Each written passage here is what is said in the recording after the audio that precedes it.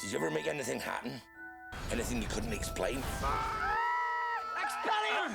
You're a wizard, Harry. I'm a what? We discovered a sorcerer's stone and soared with a boy named Harry. You're a great wizard. We unlocked a chamber of secrets and opened up a world of magic. We sought out a prisoner from Azkaban and found the power of friends. The Tri-Wizard Tournament. Now we go inside the Goblet of Fire. It's a time for change, a chance for glory, and a return of evil. The devils are inside the walls. Harry Potter is flying onto the big screen to cast a new spell on movie audiences. We'll look back to the past as we search for clues to what's ahead. We'll look behind the scenes for a glimpse into how it's done. And we'll join Daniel, Rupert, and Emma sharing stories about growing up Harry, Ron, and Hermione as the adventure continues. Inside Harry Potter and the Goblet of Fire. I think we'll ever have just a quiet year at Hogwarts. No. In the spring of 2004, the sprawling complex of sound stages at Leavesden Studios came to life as director Mike Newell began production on J.K. Rowling's fourth adventure, Harry Potter and the Goblet of Fire. Hi, Harry. I think of the 4 films is the biggest and greatest adventure. It's the ultimate thriller, which is fantastic. It's so good. It's got wonderful set-piece scenes. There are dragons and there are underwater terrors and there's Lost in the Maze. Wicked. The world is beginning to expand and we get a real sense of just how large the Wizarding World is.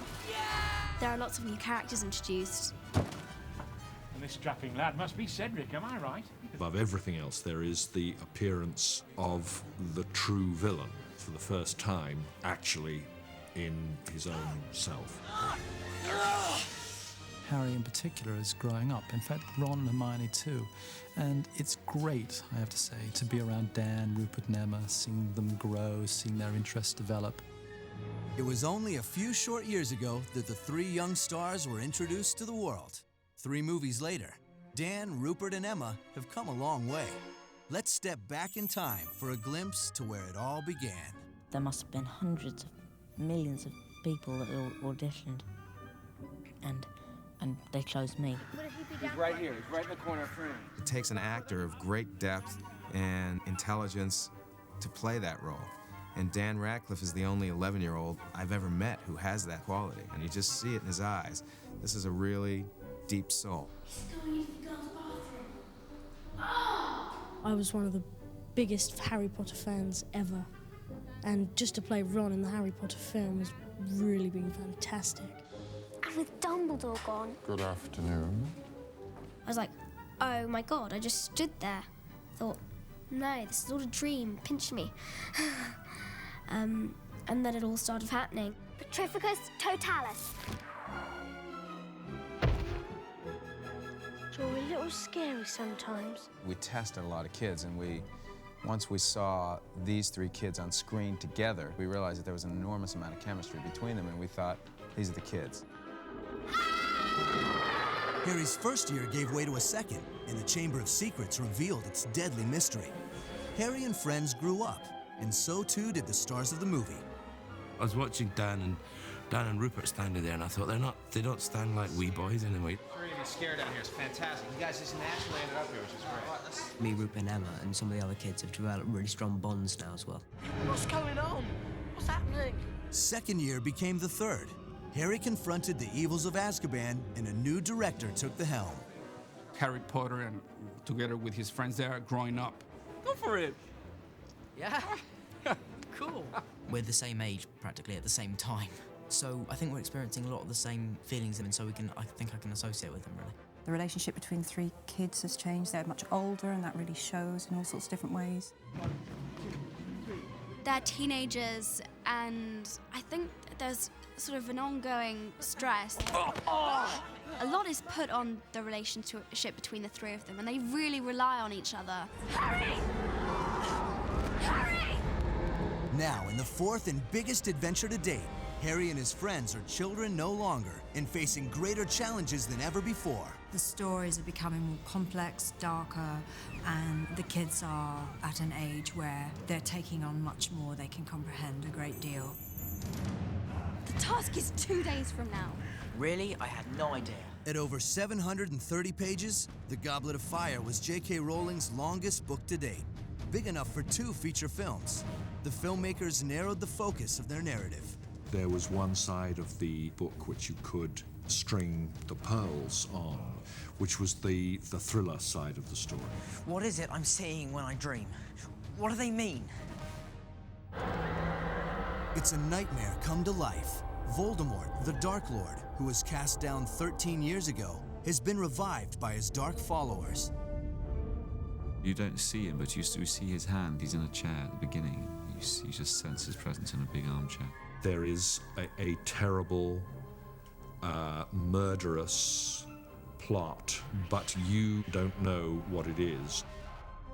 As if in warning, Harry's scar screams in pain. And when I woke up, my scar was stinging. All he knows is that his scar hurts like hell. And the scar and the hurting of the scar and the dreams that he has while the scar is troubling him, they form a kind of chain of stepping stones through the story. What lies ahead are dark things. Voldemort, the Death Eaters, the world as it was 14 years ago. Those were not good times, and we're on the precipice of times again that could be like that. Worse for Harry, the walls that have guarded him and the protectors who have seen him through are crumbling in the face of evil. There is something that is getting to Harry, that is trying to get to Harry, that has infiltrated Hogwarts. I think that whatever's happening, it's bigger than this. And I really think you should go to Dumbledore. Harry's world's completely shaken because Dumbledore, for the first time we see him as an old man who's not at the height of his abilities anymore. Mike said to me, this is a film in which Dumbledore is no longer in control. He gets frightened. He doesn't know what to do. This can't go on, Albus. First the Dark Mark, now this. What do you suggest, Minerva? That's a big thing for Harry because it completely, as it would anyone, unsettles him, and so he kind of loses control of it. With danger spiraling out of control and challenges beyond anything he's faced yet, Harry has to find the courage from within to see the adventure through. Harry is a noble, spiritual warrior. Harry does the right thing, and we would all like to think that we always do the right thing, but we don't. Dragons. That's the first task. They've got one for each of us. Even though there is a really dark part to it, it still has this fantastic sense of humour. Is that a student? Technically, it's a ferret. To capture the balance between the suspense and the humor, producer David Heyman enlisted veteran director Mike Newell. You trying to go back? Oh, you bloody do!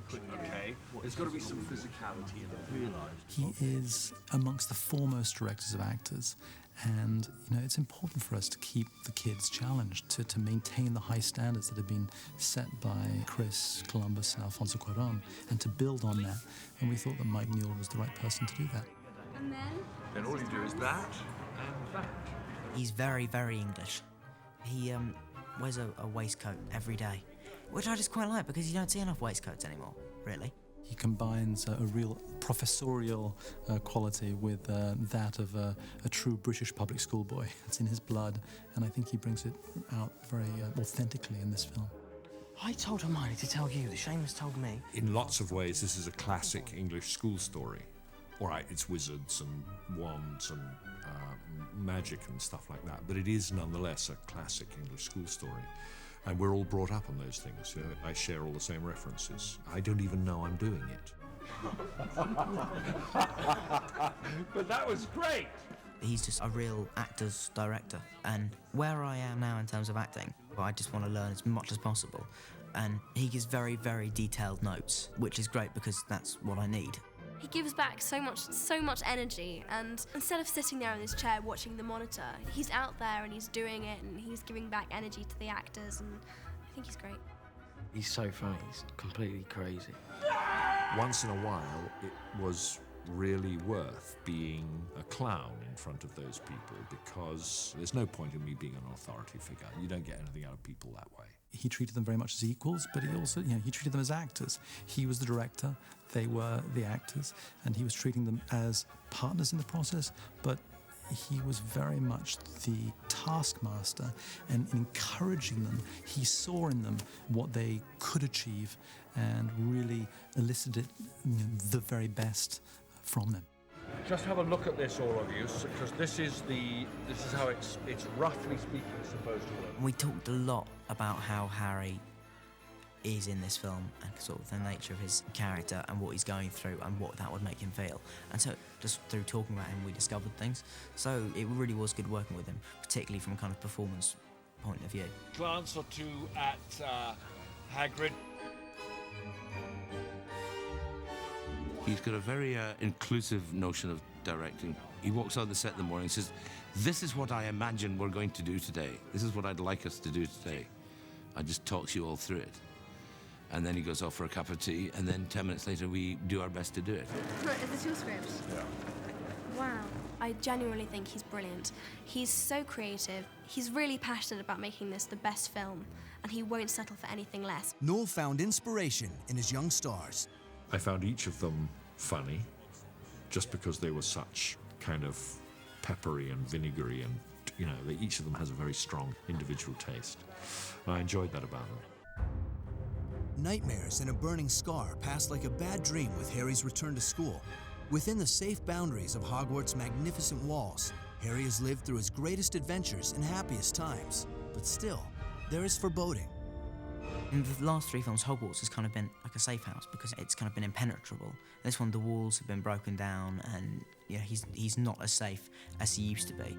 But for Daniel, Emma, and Rupert, the return to set after a brief hiatus between films was like homecoming. It feels like the school term started. It's really nice, actually. You really do find that after being away, you miss people, and it's really nice to come back and see them again. Because the films take so long to do, and because we come back within a few months to do the next one, it is kind of like everyone's been away for the summer. And somebody's left school, and somebody's got a car, and somebody's changed their hair color. It is like that. Changes are also in store for the students at Hogwarts with the return of the Triwizard Tournament. The Triwizard Tournament is an ancient magical tournament that's gone back a very long time. The Triwizard Tournament hasn't come to Hogwarts for over 100 years due to a distressingly high death toll. Joining Hogwarts in the tournament are rival schools of magic Beauxbaton of France and Durmstrang of Bulgaria. When the Beauxbaton girls arrive, the Hogwarts boys are in a state of shock.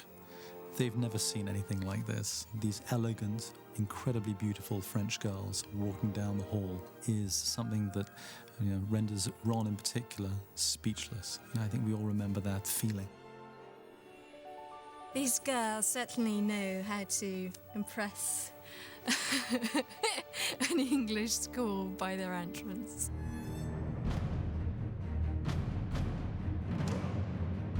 The men of Durmstrang are no less impressive.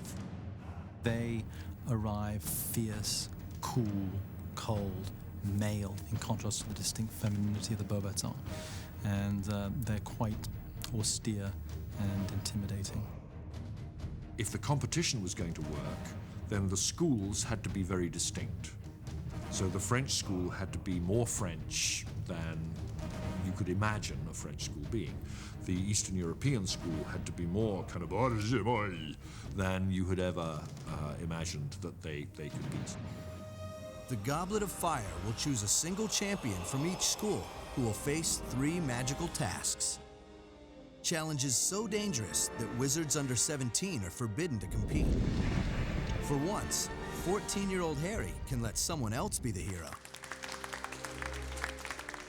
I think Harry's always yearning to forget his past, even though he saved so many people. He sort of wants the celebrity thing of it to end. But other students are more than interested to take their stab at fame. The Goblet calls forth its champions. The Hogwarts champion, Cedric Diggory! Cedric is the kind of golden boy. He is the archetypal superhero who does get the girl and things, which is a contrast to Harry. I think works fantastically well. Cedric's a pretty nice guy. He plays fair, and he sticks to the rules like he should. Rob, who is this gorgeous golden boy, I look at him and I say, you're the junior officer who goes over the top on the first day of the Somme. You're so good looking and so English public school and so sort of shy and so forth. The Darmstadt champion is Viktor Krum! Well, Viktor Krum is the Bulgarian seeker. He's a really good player. He's sort of worshipped by other players. He's a real kind of man's man, really tough, strong, brave, and fantastic at sports and things like that. The champion for bow battens is Fleur Delacour. The character Fleur is completely beautiful, and all the boys kind of fall completely head over heels in love. In a way, she is what English think a French girl would be. I mean, she's very chic and very, you know, Miss Perfect all the time. Quite graceful and quite serious as well. The Goblet could not have picked a more inspiring group of combatants. We now have our 3 champions. And then the Goblet delivers an unexpected turn.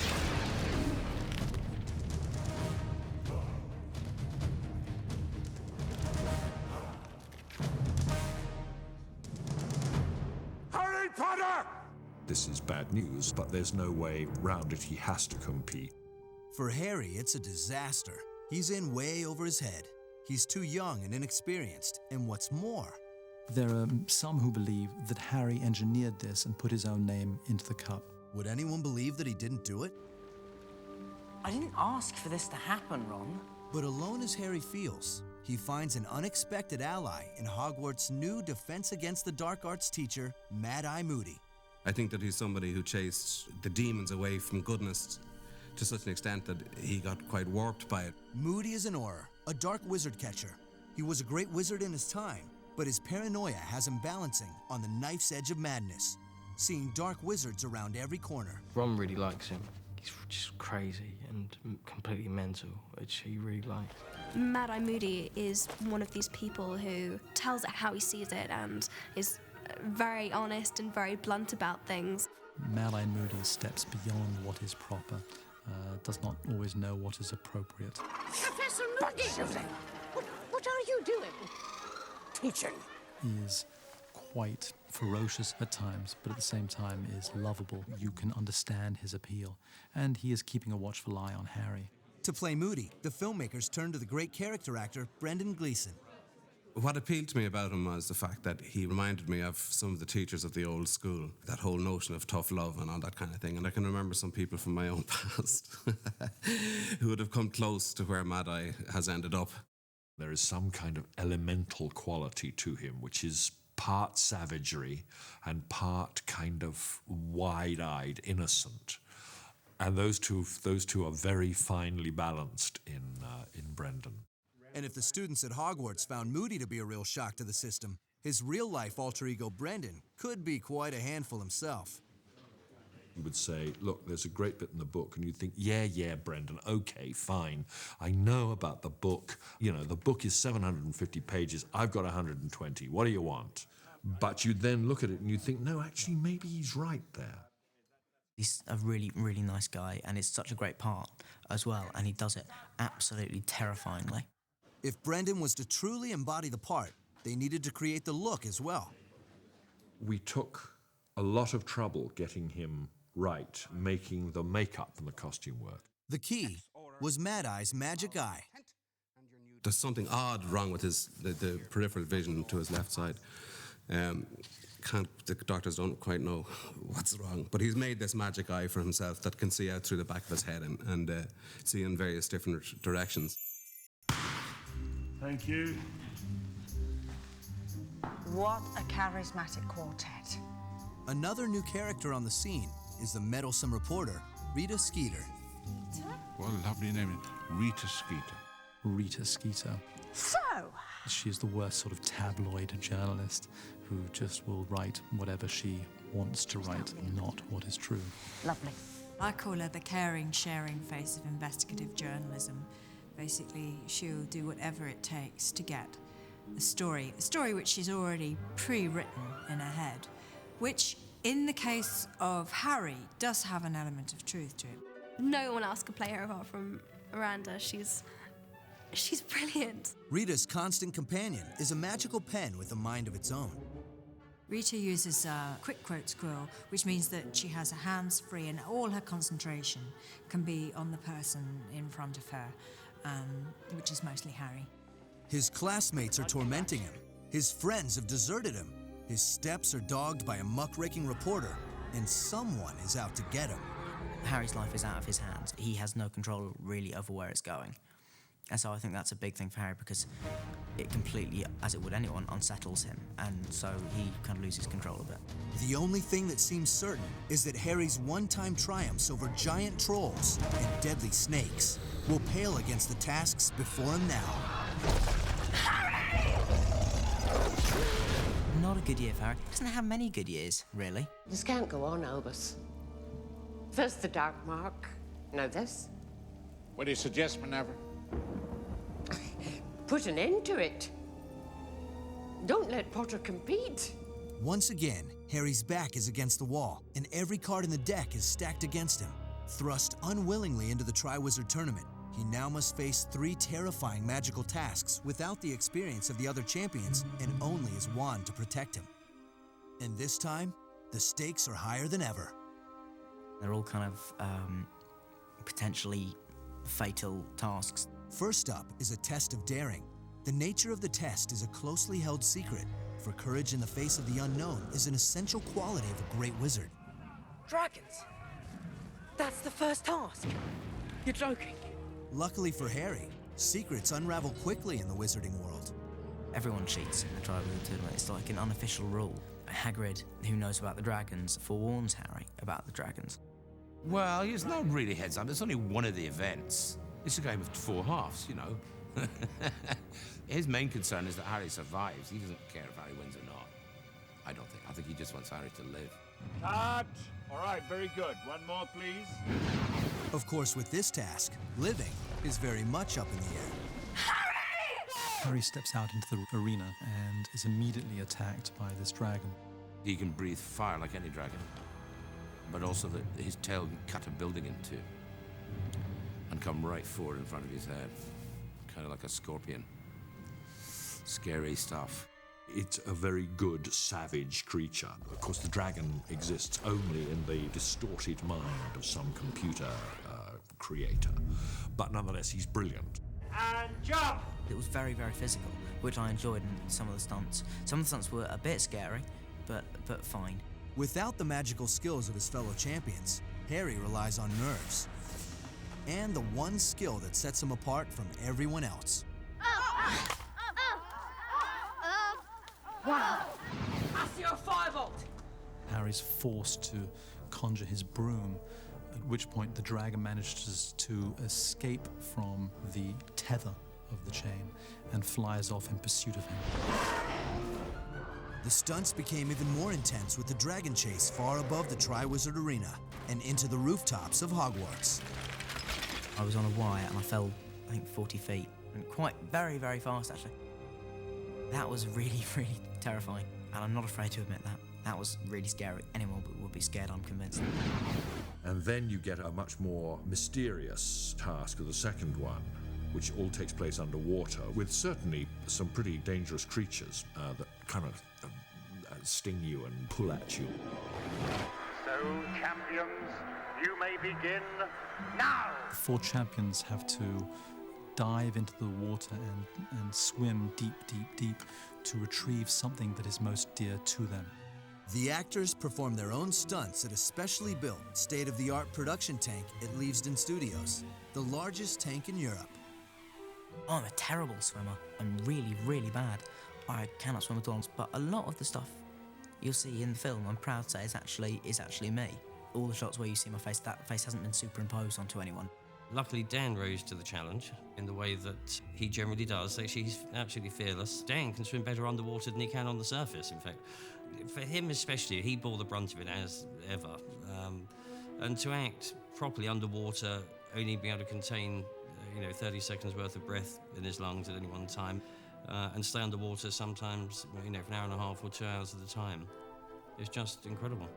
Emma Watson also got her feet wet in the Leavesden tank. I think it really does pay off because nothing they could do with special effects would look as real as it does when you're doing it on camera. Champions, prepare yourselves. The third task is an enchanted maze, a test of character. Mr. Filch! Can the champion hold on to himself when everything around him is lost? And the last one really is creepy. It's like being in a cemetery at night and you get lost and you get freaked by being lost. The maze is giant, 20, 30, 40 feet high, and it runs down paths which seem like they'll never end. And there is times within where you don't know if you'll ever get out. It's such a scary concept, and there's smoke coming out of the hedges, and it's all very dark, and it's great, yeah. The maze is not what it appears to be. It very much comes to life. The maze is a place where you are in danger of losing yourself. We start to get lost, we change personalities. It becomes difficult to understand what's actually happening. It's the isolation and the fear about not knowing what's behind the next corner, and you don't really care who's your friend. There's only one thing which you know is in there, which is the cup, and you know once you've got the cup, it ends. It does remove you from the world that you know completely. It's like it reduces you to your animal components, and you become savage and inhuman. In each of the tasks, Harry demonstrates the nerves, cunning, and character of a great wizard, and yet each one seems to carry him closer to Voldemort's plan. Suddenly, the hand of Voldemort reaches out and snatches him. It's as if, a tumbler on a lock falls with each task. The door opens and there is the villain. He's a very vulnerable, kind of fragile kind of hero who is incredibly afraid of things and of Voldemort. So he's not the all-conquering brave hero at all. 4 years of nearly non-stop film production on the Harry Potter set, and suddenly a strange new phenomenon settled in on the young cast. The seasoned veterans noted their younger cohorts striking cool new poses and exhibiting a new awareness of the opposite sex. Yes, the young cast members had become teenagers. You noticed subtle little shifts in interests and attitudes and different ways of groupings, and then suddenly girls, the I hate girls, they always scream when you pull their hair, has suddenly been changed, the old hair gel's going in, and a lot more leaning on things in that very bored way, which I wish I could do, but I haven't been able to do since about 1964. They're all shooting up, and their voices have got deeper and things. Deeper, certainly deeper than mine, I think. But it's wonderful, really. I see them, their interest in music, their interest in the opposite sex, their interest in culture and art, in friends, in how they communicate with people. They communicate with us, with me, for example, as an equal. Those changes can be seen on screen as well. Harry, Ron, and Hermione experience their own teen drama, particularly as they discover the opposite sex. This takes center stage with the Yule Ball. The Yule Ball is first and foremost a dance. The Yule Ball is sort of centerpiece of the film. It's when the various schools come together to dance and celebrate Christmas. The Yule Ball is fast approaching, and Harry doesn't have a date. Why do they have to travel in packs? How are you supposed to get one of their own to ask them? In fact, given the choice between asking a girl to the Yule Ball and battling a Hungarian horntail, a second round with the fire-breathing dragon doesn't seem like such a hardship. All these really cold looks from all the girls, it's just so reminiscent of real life. I think it's the truest scene we've had in the film so far. What annoys me about a lot of heroes in films is the way they do always endlessly get the girl. And they spend no time getting the girl. It just happens. Whereas in the film, Harry spends most of the film trying to get the girl. Harry! That's what's so great about him. He's not an archetypal hero. For the first time, the opposite sex comes across his radar, and it's not easy. It never is easy, never will be easy, but this is their first experience of it. This is mad. At this rate, we'll be the only ones like you without dates. We find it really hard to find a date, and it takes us ages. And it's sort of getting a bit embarrassing because everyone else is getting dates, even like Neville, he's got a date. So this sort of puts us down a bit. With girls giggling and shrieking in the corridors, everyone seems obsessed by the Yule Ball. Even Hermione seems on edge. Wait, Hermione, you're a girl. Yeah, well spotted. Come with one of us. Oh. Believe it or not, someone's asked me. Guardian. Gone are the days when Ron could discount Hermione out of hand as a bossy know-it-all. You're going to take someone's eye out. We find out that Hermione has actually been asked to the ball by Victor Crumb, much to the disappointment and ire of Ron Weasley, who clearly has a bit of a crush on Hermione. And at the beginning films, you sort of sense like a sort of relationship between them two. And I guess he's sort of jealous of her because he's going out with like his favourite sort of sports star, Crumb. She looks beautiful.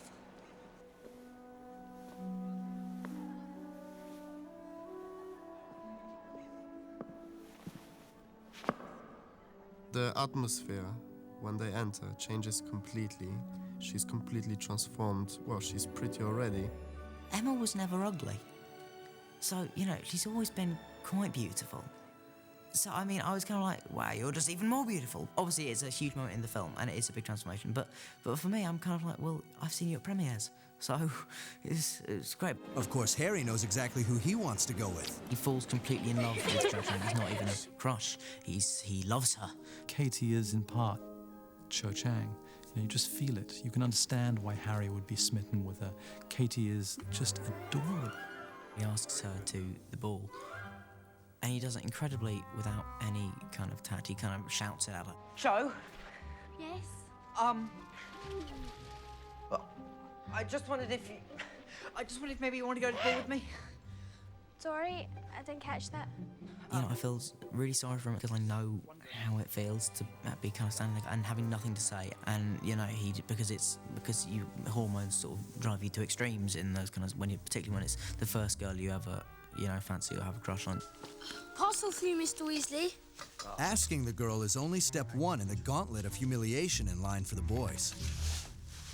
My mum sends me my outfit for the Yule Ball, which is you got to wear like these sort of fancy dress robes, and mine is just it's horrible. It's like pink lace all over it. It's covered in like flowers and that. To dance is to let the body breathe.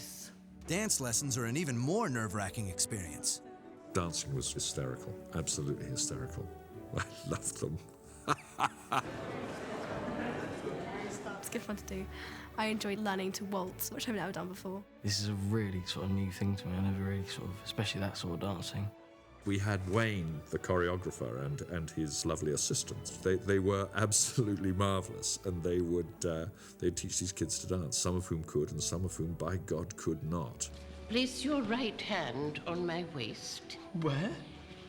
My waist. We were having a dance lesson, and Professor McGonagall asked me up to help her show everyone how to dance. 1, 2, 3. 1, 2, 3, 1. I had to try to teach Rupert, Ron Weasley, to dance the other day. That was pretty strenuous. We had to waltz around in front of everyone. It was a bit embarrassing. For Harry, the pressure is worse still because the ball begins with the ceremonial dance. It's traditional that the 3 champions, well, in this case 4, are the first to dance. Surely I told you that. No. Oh, well, now you know. 1, 2, 3, 4, 5, 6. I knew I was going to have to dance in front of everyone else. It was so terrifying. You trust me, don't you? Wait, then. You can see dear old Dan, who works his ass off at absolutely everything, and at the minute, at any rate, God did not necessarily mean him to be a ballroom dancer, and it's just very funny, because of course that's the character's dilemma. I would have liked to be very impressive. In my mind, I could see everyone going, oh, he's such a good dancer, wow. And it didn't happen. I think what Mike wanted was that he didn't actually want us to know it very well. He wanted it to be just really truthful. He didn't want us to all get up and do it perfectly. He actually wanted the camera to pick up and the fact that none of us had a clue what we were doing. Director Mike Newell challenged the production designers to transform the Great Hall into an unforgettable setting for the Yule Ball. I knew that what had to happen is that something had to change completely, but I had no idea what to do. And then Stuart simply came to me one day and said, I think we should have an ice cave. Stuart Craig made the whole Great Hall silver, covered in silver and ice. The fire burned ice, the lamps burned with icy flames, and the whole thing, of course, looked like it had been created by Swarovski crystal. With these exquisite designs, the stage is set for a stunning transformation. Even Hagrid is bitten by love. One of the visiting school's headmistress is Madame Maxine, who is 10 foot tall. Now, Hagrid is 8'6", and of course, they're just da-da-da-da-da. The dancing that I do with Madame Maxine, it was done very, very cleverly in a way that I cannot possibly reveal. But the fact that I'm not Nureyev will not be apparent to the naked eye. May I have your arm? Arm, leg, yours. With Harry's teen years come not just a mystification with the opposite sex, but also a new awareness, a sudden insight that adults don't have all the answers, and that your closest friends can be your most heartfelt rivals. I didn't put my name in that cup. I don't want eternal glory. I just want to be... He is becoming a teenager, and so I think he is more angry in this film because he won't settle for no as being an answer. Even Harry's closest friendship is rattled by teenage angst. Hagrid's looking for you. Well, you can tell Ronald... I'm not an owl! I wouldn't say he treats the people around him badly. He treats them as anyone under incredible kind of stress would treat them. He just kind of lashes out from time to time. Oh, finally caught on, have you? Took you long enough. Hermione just spends most of this film worrying about those two and just being the kind of girl in between going, oh, please don't fight. Just make up. Let's be mature about this. Look, Harry, we can do this. The three of us can figure it out. But nothing prepares Harry for his new teenage insight into the limitations of his greatest protectors. I'm afraid there are no easy answers, Harry. Dumbledore says, look, I don't know where this come from, I'm very sorry. And Harry kind of doesn't accept it. Harry's seen me for the first time as a man who isn't perfect, who doesn't know everything, who isn't the big wizard. That must be quite a shock for him, I suppose. Harry has to come to accept the fallibility of adults and ultimately realize that he is the one who has to know, and he has to trust his ability to know what is right and what is wrong. Presumably Potter is well prepared by now and could do with a good night's sleep. Go. Avada Kedavra. The unforgivable curse. Only once has someone survived Avada Kedavra and bears a lightning bolt scar for his trouble. Voldemort, his would-be assassin, was reduced to a thing barely alive. 13 years have passed. His followers have stood by long enough. And now the unthinkable happens. The storm that is coming is that Voldemort has returned. His devout followers, called Death Eaters, herald his return. The people who are bad, they're irredeemably bad. They're not very nice. And when they pretend to be nice, it's because they're pretending, because underneath it, they're the followers of the Dark Lord, who is the most evil creature on Earth. The Dark Mark calls them back to the fold. Chief among his followers is Lucius Malfoy, the father of Harry's longtime enemy, Draco. He's been praying for Voldemort's return for a very long time. This is my paradise scenario. I don't normally get to go out like this during the day, and when you put this stuff on, and you put these beautiful, long, stately robes on and fur, and particularly when I grab that cane with the snake head at the top, I just suddenly become incredibly unpleasant. Peter Pettigrew, called Wormtail, betrayed Harry's parents 13 years back, and now is Voldemort's key attendant. Pettigrew has found himself being the Batman, cook, chef, valet, bottle feeder. He nurtures Lord Voldemort. He keeps his blanket warm. Wormtail is a study in despicable behavior. Because of the whole look, the suit and the hair, and when I have the teeth, I just started to feel that the character's natural stance would be kind of rat-like, you know, or ready to be in some way sort of creepily subservient. But for Harry, the real nightmare is Voldemort. Enemies doesn't quite do it justice, because at the same time as hating him with every fibre of his being, Harry is also absolutely terrified of him. The Dark Lord shall rise again. Ever since the beginning, I've thought of Ralph Fiennes as Voldemort. Is it Voldemort? He's really quite terrifying. And it's going to really freak people out. I'm really looking forward to that. Mike Mike was very keen to explore the unexpected mood swings of Voldemort. So there are moments when sort of anger spits out at him, at Harry, and other moments when it can be very silky and smooth and almost pleasant. The way he used his body, like he does all this stuff when he's being reborn with his hands, and it's fantastic.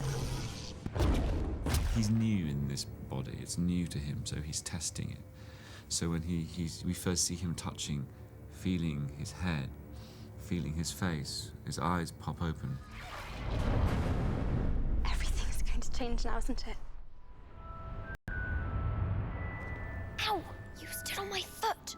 Daniel, Emma, and Rupert have grown up on film. They've worked with some of the finest actors in the world and become better actors for it. They faced legions of adoring fans and yet held on to their humility. All as sweet and, even sweeter possibly, if it's possible, than they were on the first film. They are good people, each and every one of them. I have made very good friends with them, but I would like some female company occasionally. Emma has matured, grown more comfortable in herself, become more confident. She's more outgoing and really caring for those around her.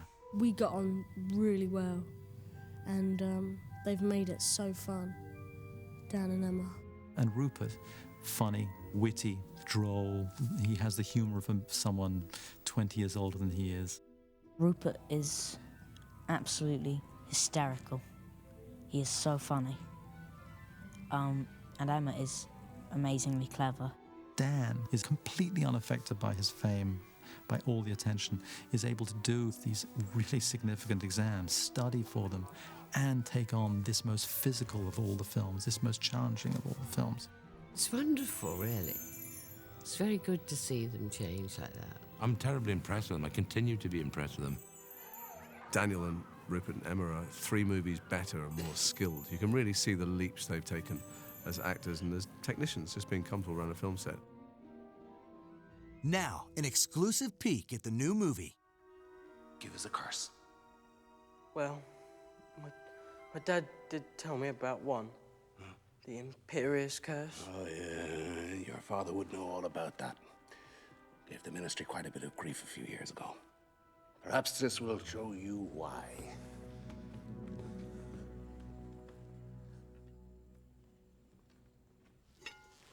Hello.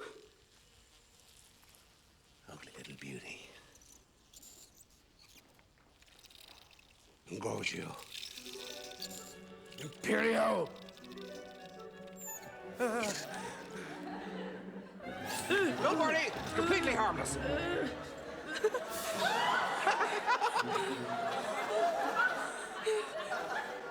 If she bites, she's lethal. Harry and his friends are growing up. The stakes are higher now, but they rise to the challenge. They always do. With the Goblet of Fire opening in IMAX theaters and on screens all around the globe, audiences everywhere can thrill in Harry's greatest adventure yet. I love magic.